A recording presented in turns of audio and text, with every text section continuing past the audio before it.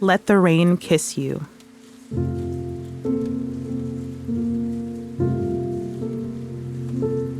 Let the rain beat upon your head with silver liquid drops. Let the rain sing you a lullaby.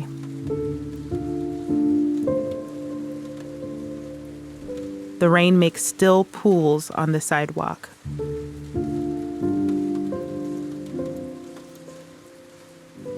The rain makes running pools in the gutter.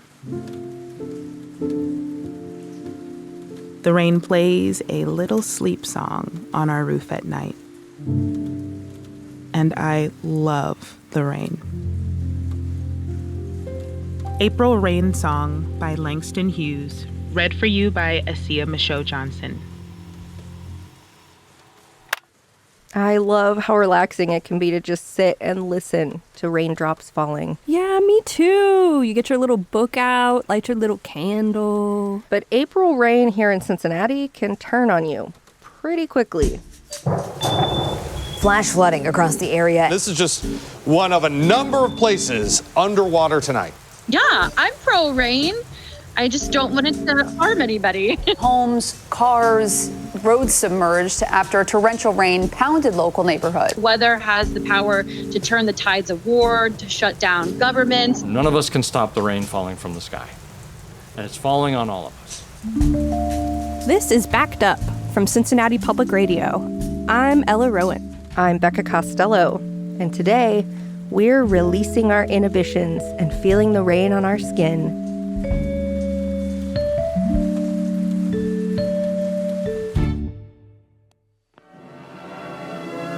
Humanity has a complicated relationship with rain. The most important ingredient for life is water. Water. We need it to survive. Most vital of all man's resources. Too little rain and we get drought. But too much rain and we get flooding, landslides, contaminated groundwater. And in older cities like Cincinnati, rain can mean raw sewage overflowing into waterways and backing up into people's basements. That's why Becca and I are on the case. The case of the combined sewer system crisis of the Metropolitan Sewer District of Greater Cincinnati. You know, the CSSC of the MSDGC. WTF. We've got a new suspect for our case-solving bulletin board. The rain. And the evidence is pretty damning. When it's actually raining, that's when you can see how much stormwater can create a flooding or backup issue. It's like the crime scene dust that shows where the invisible fingerprints are. Over time, the damage adds up. It sticks around long after the rain stops and the sun comes out. This community has suffered a lot as far as getting the needs met for the residents. That's longtime North Fairmount resident Darlene Capel. She's a retired city worker and member of the North Fairmount Community Council. North Fairmount is part of a few neighborhoods known locally as the Beekman Street Corridor, bordering the Mill Creek on Cincinnati's west side. We met Darlene at the North Fairmount Community Center, across the street from her house this spring. There's a huge concrete retaining wall against a big hill, meant to protect the center. We're in one of hilly Cincinnati's hilliest areas, and as we all know, water flows downhill. Stormwater runoff has been flowing into this retaining wall for decades, until a storm in early April of 2024 proved to be the final straw.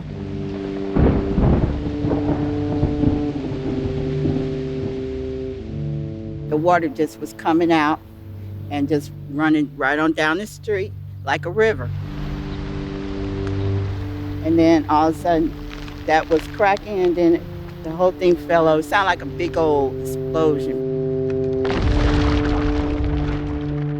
A section of the retaining wall, about 20 feet across, collapsed, a block of concrete toppling into the parking lot like a giant domino.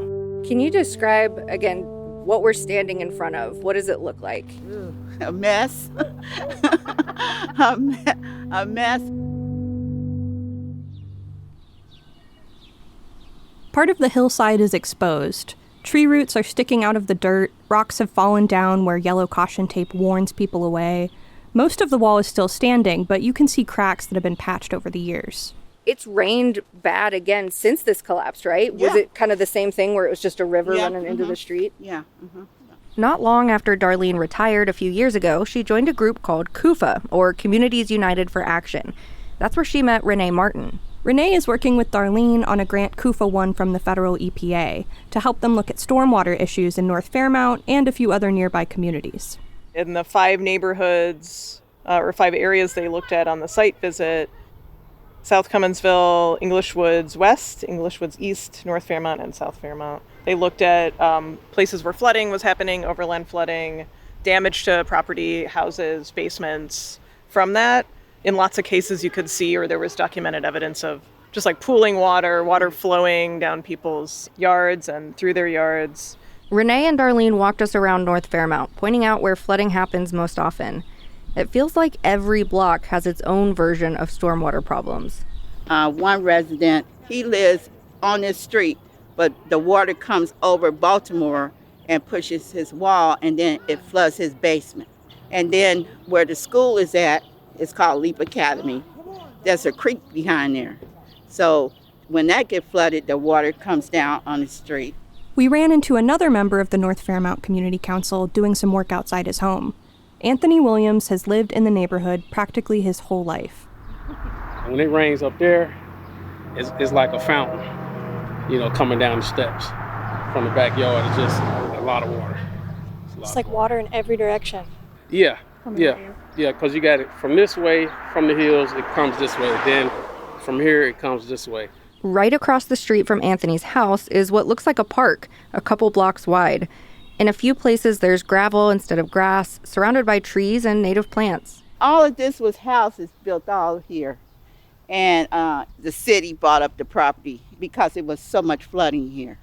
A whole row of houses on about 2 blocks was torn down because they flooded so often, both from stormwater and from untreated sewage backing up into the basements. This was like a low point. It would back up, and I'm talking about smell, everything. It was terrible. Now that the houses are gone, this park-like area is a bioswale. That's basically a fancy term for a natural area that manages stormwater. It's like partly piped and partly exposed. And then the rain gardens are designed with drain pipes and gravel and plants to just help soak up water.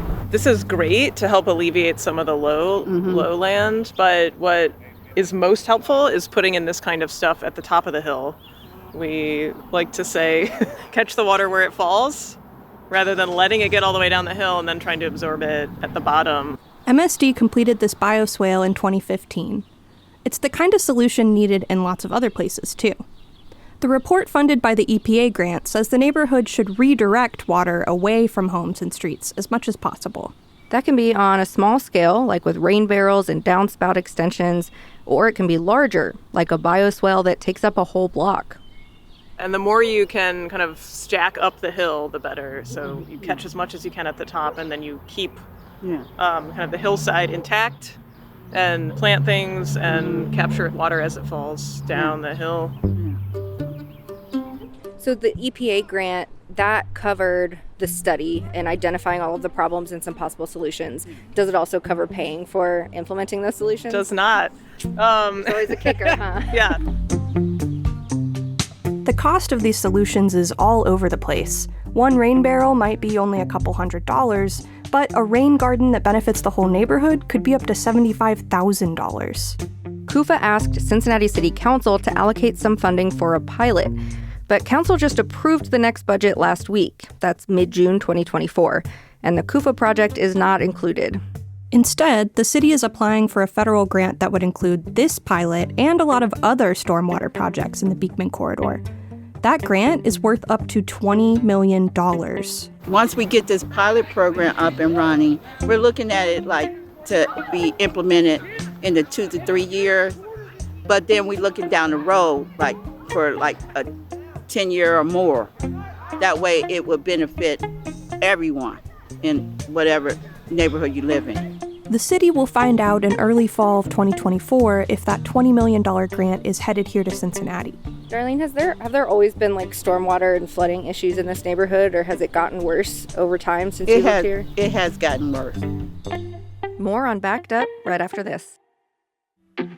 Hey, what up, y'all? It's Deuces, your host and creator of the Art of series, a multimedia series comprised of episodes that translate our journey of a deeper dive into understanding the world of creatives and entrepreneurs through immersive experiences with documentary-like visuals, original music, music videos, and in-depth conversational podcast pieces. But it's safe to say this is more than a podcast. With Cincinnati Public Radio, listen wherever you get your podcasts or at cinradio.org. Deuces. Hey fans of Pooh Crime, join Ella and me for a Q&A event at the CET studio in Cincinnati, Ohio on July 10th. Doors open at 6 p.m. You can reserve your tickets at wvxu.org/backedup. Those tickets are free, but they will go fast and you have to reserve a spot. If you can't make it in person, check out our live stream. Details also available on our website. We can't wait to see you there. The climate is changing, and that means really intense rainfalls are happening more often. But you don't have to take my word for it. We checked in with meteorologist Lauren Casey. My name is Lauren. I'm a meteorologist and lifelong weather nerd. I have a bachelor's in meteorology from Rutgers. I have a master's in environmental science and policy from Johns Hopkins, and I'm passionate about bringing knowledge to people about weather and climate hazard information. Down to the south, we are seeing that liquid precipitation in the form of rainfall across parts of Delaware and Newcastle County. Lauren works for Climate Central, a nonprofit group of scientists and communicators focused on helping people understand climate change. Can you talk kind of at a broad level, what is the relationship between weather and climate change? So with climate change, we're warming the atmosphere. Warmer air can hold more moisture, about 4% more moisture or more water vapor for every 1 degree Fahrenheit. So with that warmer atmosphere, there's more moisture available, which means heavier rains. So these kind of pouring, dumping rains are becoming much more frequent and much more common. Cincinnati is getting more rain per year than we used to. But that's not even the real problem. It could rain a little bit every day for a year, and MSD's pipes and treatment plants might never be overwhelmed. But if all that rain falls in a shorter period... For Cincinnati, your average annual rainfall intensity has gone up by more than half an inch over the last 50 plus years. An extra half an inch doesn't seem so bad, right? These small amounts can make a big difference in an inch and a half of rainfall in an hour. It's just like a complete downpour. Contributing to that also is the built environment, particularly in urban areas, which are covered in impervious surfaces. Ooh, impervious surfaces. Here's your chance to learn a new phrase to impress all your friends next time it rains. Which is just a fancy way of saying anything that the water is not going to absorb into. So you're talking about asphalt, concrete, rooftops, parking lots. So that enhances and increases that runoff and also enhances a flash flooding threat as well. Impervious surfaces might be the real villain here, because if the rain falls on natural surfaces like grass, fields, gardens, whatever, it can usually just soak into the soil. Think back to the last time you went through a drive-thru for coffee or fast food and then realized you don't have any cup holders free. You roll down your window and dump the last of your old drink. The liquid hits the blacktop, you throw away the old cup, and drive off with your fresh latte or Dr. Pepper. But have you ever noticed or wondered what happens to the last dregs of the beverage you heartlessly tossed onto the hot pavement? It can't soak into the blacktop. It has nowhere to go except the closest storm drain, and therefore into the combined sewer system. By the way, the blacktop parking lot is the impervious surface here. Now imagine millions of people dump their beverages in the same parking lot, all at the same time. It's easy to see why that's a problem. The combined sewer system would flood. And what would happen to all that liquid once it's in the MSD system? Or even worse, what if it rained? We couldn't go down into the sewers ourselves, so we did the next best thing. We spoke to an expert. Hi, Reese. I'm Reese and I work in Did you say, hi, Reese, I'm Reese? No, I did. I'm Reese Johnson. I work at the Metropolitan Sewer District. I'm a water engineer. Moved to Cincinnati in 2004 to begin working on Metropolitan Sewer District's wet weather consent decree and wet weather improvement plan, initially as a consultant, and then was hired by MSD to help them working as an employee on their wet weather improvement plan.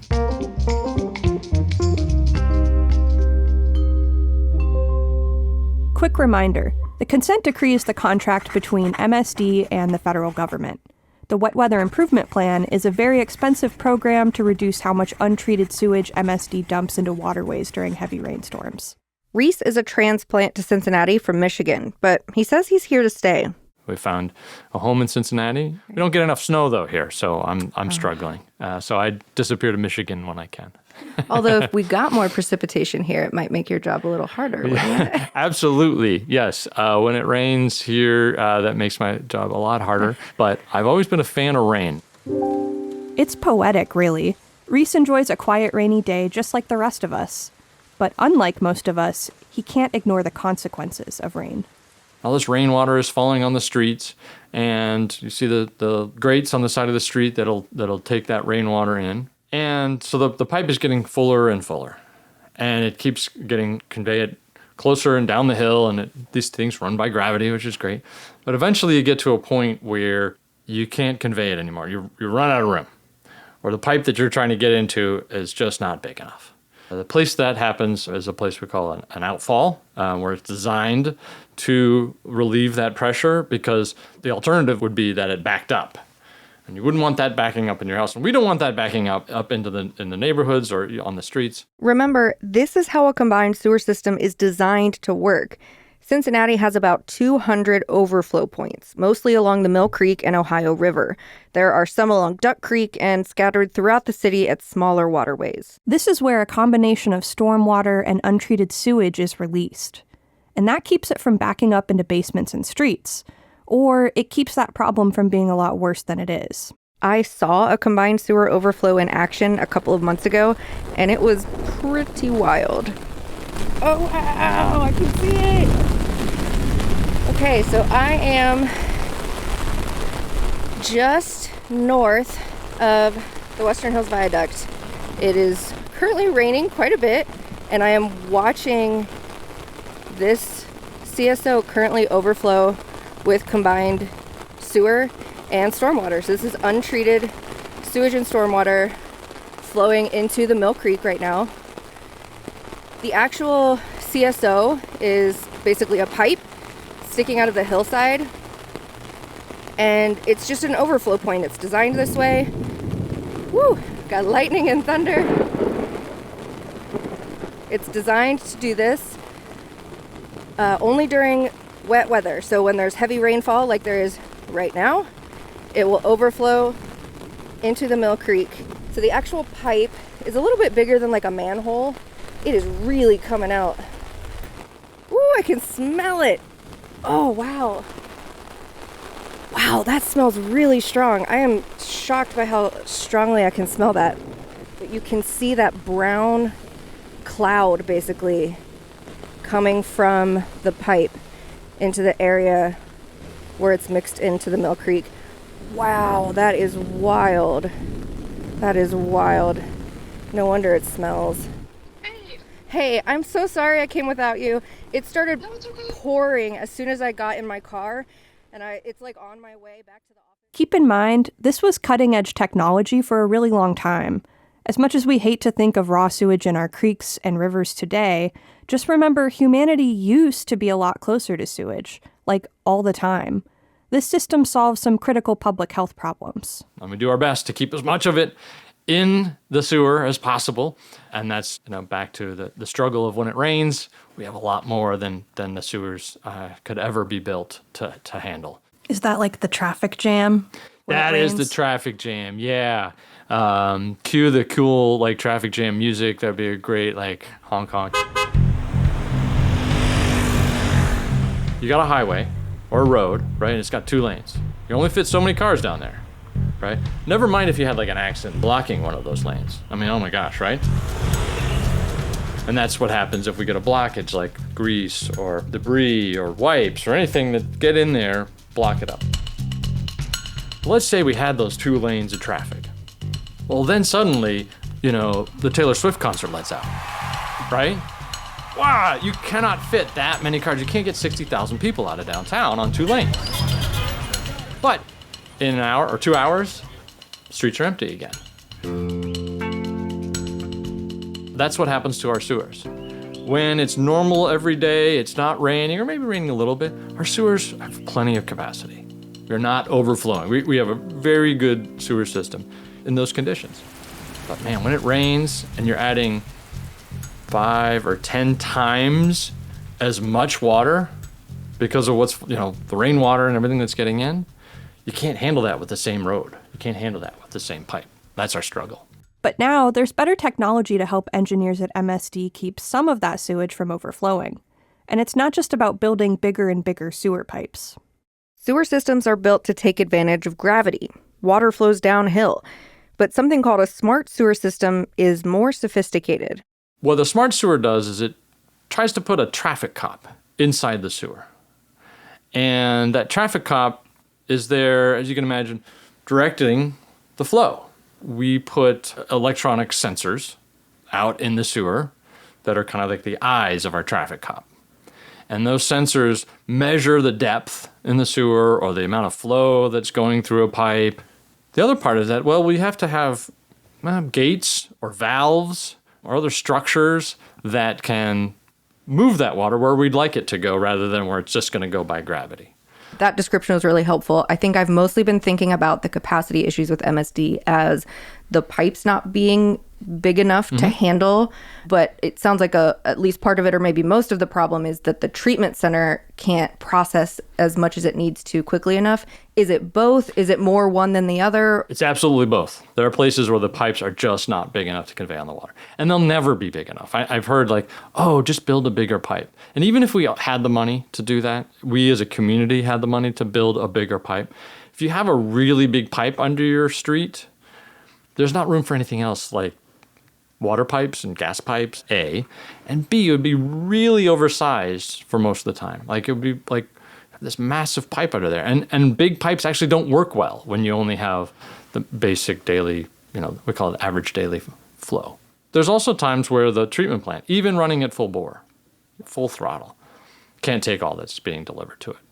And they're processing as much as they can. We've built remote treatment plants that are designed just to treat that excess, what we call wet weather flows. Those help us to deal with those sudden rainstorms and treating those flows rather than trying to force it all into the pipe down to a treatment plant that's overwhelmed. And that's again, another thing the smart sewer system does is it has those facilities in the system and they talk to each other through the communications. And they're actually working together and they're saying, okay, I've got capacity over here. I'm going to hold this. You keep going. And then we're not going to start draining our tanks until you're ready for us down at the pump station or the treatment plant. And these adjustments are actually happening automatically, so you don't need someone sitting at a control board pushing the buttons. And it helps a lot. In 2023, MSD's smart sewer system prevented over 740 million gallons of sewage and stormwater from overflowing. There's a pretty big cost benefit, too. That's where I think smart sewers really shine. MSD keeps track of how much money it takes to keep the system from overflowing. But how exactly does MSD make that calculation? Reese broke it down for us. The metric we use is the cost per gallon.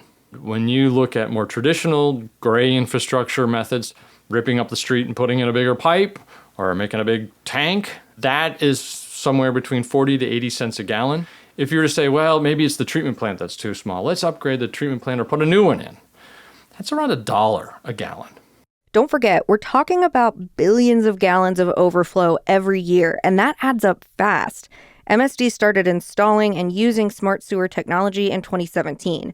That's when the savings really started to become obvious. When we ran the numbers on even the earliest implementation of the smart sewer system, where we had a lot of upfront costs to put the sensors in and get the systems up, even with all those upfront costs, we were seeing cost per gallons at a penny. And so that's where we said, we need to take this and run with it. We need to do this wherever we can, because this is the most cost-effective way to reduce those overflows that we're all trying to reduce. So I think that begs the question, why not go all in on smart sewers? Why are we doing anything other than installing smart sewers everywhere in the whole system? I love that. I think we are going all in on smart sewers. There is a point, and I have to admit, at some point, there's so much water, you have to build bigger pipes and bigger storage and bigger treatment plants in some places. But significantly less than you would if you used the traditional technology of a big pipe or a big treatment plant.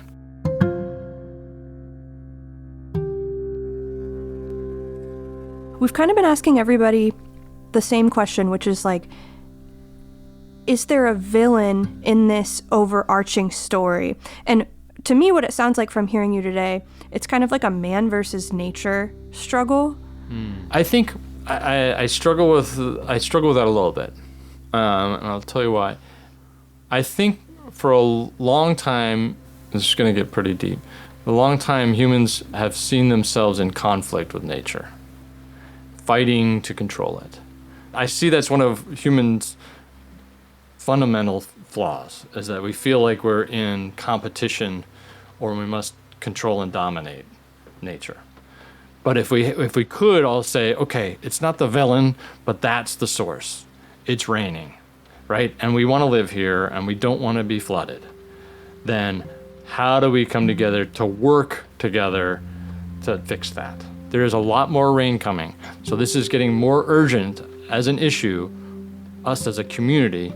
If we want to thrive, not just survive, but thrive here, we need to get a handle on that and find ways to work together to solve it. It's pretty amazing when you think about how far we've come. We all inherited infrastructure that was designed without any consideration for protecting the environment. Because 150 years ago, environmental protection just wasn't in the collective awareness. But now, MSD builds green infrastructure like the bioswale in North Fairmount and the Lick Run Greenway in South Fairmount. More on that in the next episode, by the way.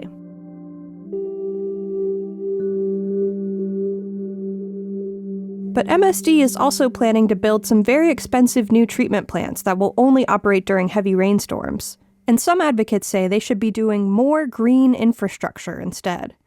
That includes Marilyn Wall, the woman suing MSD along with the Sierra Club. There's an opportunity in front of us to do a much better job than we have done, even though the MSD is not a stormwater utility, and they're pretty clear about that. But I should probably already know this, but I hear you say MSD is not a stormwater utility, and that surprised me for some reason. Yeah, maybe I should know this already, but what do you mean by that? Because it seems like, they deal with stormwater all the time. I know, and they've got so many stormwater pipes they take care of, and because they're all going into their combined pipes. Right. Yeah, and that they own an astronomical number of them. So how are they not a stormwater utility? On the next episode of Backed Up. MSD can't do anything about the stormwater that is not in its system already. I learned then that somebody had to pay attention to this stuff. This is a really exciting time for us at MSD. Backed Up is a Cincinnati Public Radio podcast, produced with support from PRX and made possible in part by a grant from the John S. and James L. Knight Foundation. Backed Up is reported and produced by Becca Costello, that's me, and Ella Rowan, with support from Casey Kuhn. Thanks to everyone who helped put this episode together and bring it to life. Asia Michaud Johnson, Tana Weingartner, Jen Merritt, Ronnie Salerno, Zach Carrion, Marshall Verbsky, Brittany Matey, Kevin Reynolds, and Leslie Smith. Marianne Zalesnik is our VP of News. Janelle Walton is our VP of Content. Nicole Tiffany made our podcast cover art. Special thanks to Sam Ransahoff, Tony Carlson, Grace Appler, Stephanie Kuo, and Mike Russo. Our friends at the Cincinnati and Hamilton County Public Library have put together an incredible digital exhibit about the history of the sewer system. So go check that out. You'll find a link at wvxu.org/backedup. Plus lots of pictures and extra info. Basically everything except the smell of the sewers. You know how many manholes we have? I couldn't even begin. 90,000. 90,000 manholes? 90,000. That's way more than I would have expected. Yeah. Ooh, it sounds like grade school, like Ella and Johnny sitting in a tree. You take that back. OMG. WTF. You sounded Irish. WTF. WTF.